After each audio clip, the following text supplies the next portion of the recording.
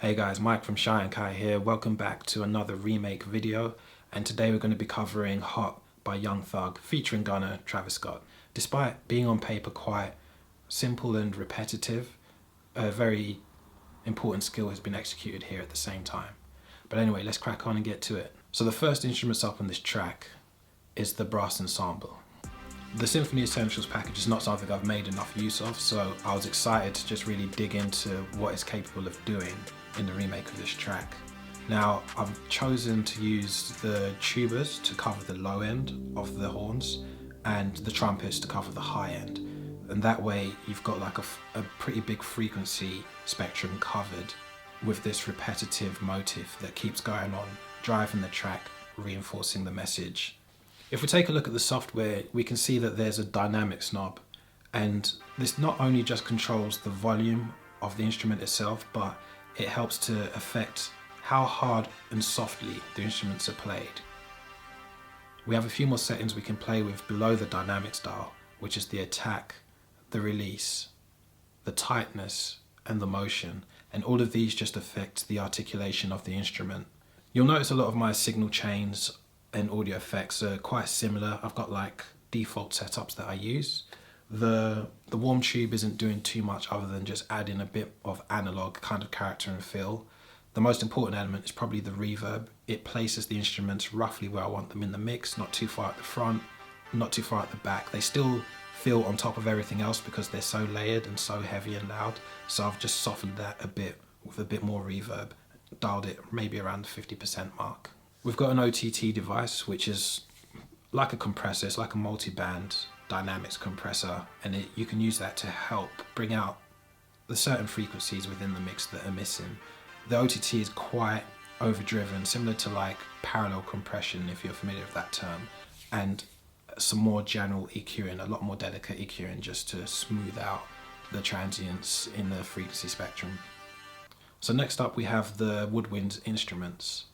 There is a woodwind package with the Symphony Essentials library, but they didn't sound close enough to what I was looking for in order to recreate this track. So I went back to the Kontakt factory library, which is somewhere I've not been for a long time, and there's actually a very good orchestral section in here. And under the VSL woodwind instruments, I think it's VSL woodwinds, we've got various types of flutes, piccolos, and etc. So I used a basic flute to cover the higher register. We can take a look at the MIDI for that. And another instrument, I think called a bassoon or basson, to cover the lower end of the woodwind instruments. And both of these melodies are very similar, but there's slight variations in the MIDI notation which keep it interesting and keep it engaging throughout the repetition of this track. And it's subtle things like this that make the instrumentation less boring, because it's very familiar and you think you're getting the same melody again, but then it switches up slightly, and then you are getting the same melody again but with a different instrument. And that's a very clever way to keep a motif going, or rather a repetitive melody, an idea of a song going without people getting bored. It can keep the audience engaged. If you're going to use the same instrument again, change the phrasing a little bit, and even then it's the same instrument. You've caught them off guard and it's like, oh, the melody finished on a low note but now it's finishing on a high, and vice versa. And these small little changes are what keeps very simple tracks like this engaging for a listener. In the audio effects chains of the flutes, there's nothing really going on other than just some EQing to create a frequency box of just the sound that we want for the flutes. The next track we have is the choir. And it's basically just what you'd call an orchestral stab. It's just one note repeated at the beginning of every bar. In the similar Kontakt factory library, we'll find an orchestral choir voices, which we can use to just play this little orchestral stab at the beginning of each phrase. Okay, so now we come to the drum section. I started off with layering some kicks. Quick confession to make, a lot of these drums were taken from I'm a Music Mogul. If someone's already done half the work for you, then guilty, but it just saved a lot of time. So for the kicks, we've got a box standard 808, creating all of that low end energy that you need. And I've got another sample called a firm kick, which I've layered to cover the higher end of the frequency because it wasn't popping for me on like weaker speakers and laptop speakers. So I've layered these two to play at the same time, covering two different frequency ranges. The kick that I've used is from a chop and swing sample library, but I can double check that.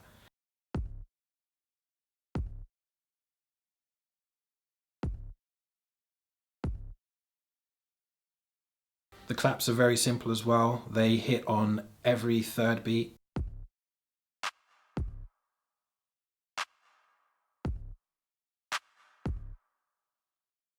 The claps are accentuated by a snare drum that comes in just before the third beat.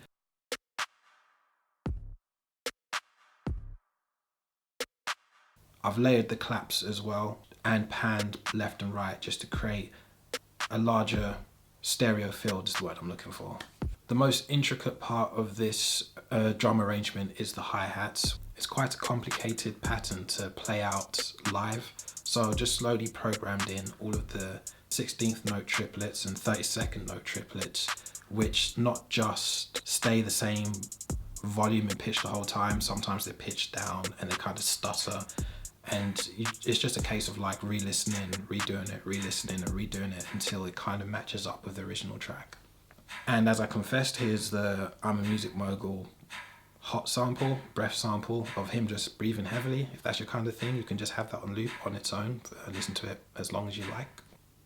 And finally, we just have a sample, which is only at the beginning of the track and nowhere else. I feel like it could have been used more. But anyway, that's the main breakdown of all of these elements. Let's listen to a short version of how it all comes together.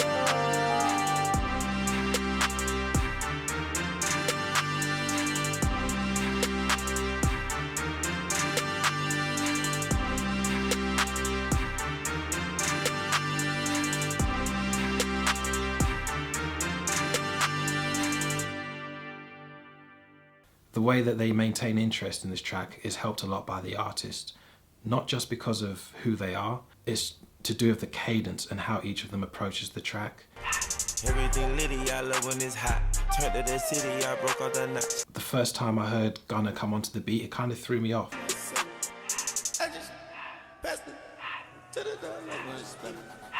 And I realised it's a nice break from the way that Young Thug had already laced it in the first verse. And so in a way that's kind of like a bridge before the second verse really hits hard properly. I took the Billy Cool back then I hopped in Enkai. And then obviously when they've put Travis Scott on this track, he does the same thing again, creates his own beautiful bridge with those vocal harmonies. Okay. Money. Okay. Before dropping his final verse. So all of these elements are what made simple and repetitive remain interesting for a prolonged period of time. And that's a very hard skill to achieve in songwriting. Okay, that's another one wrapped up. Thank you for listening. Thanks for watching. I hope it's been informative. The goal is here to be helpful and just share my approach to reconstructing these kind of things. If you've got any questions or you want to leave some feedback, please drop that in the comments, give me a shout. Like and subscribe if you want to see more. And thank you again for your support. Cheers.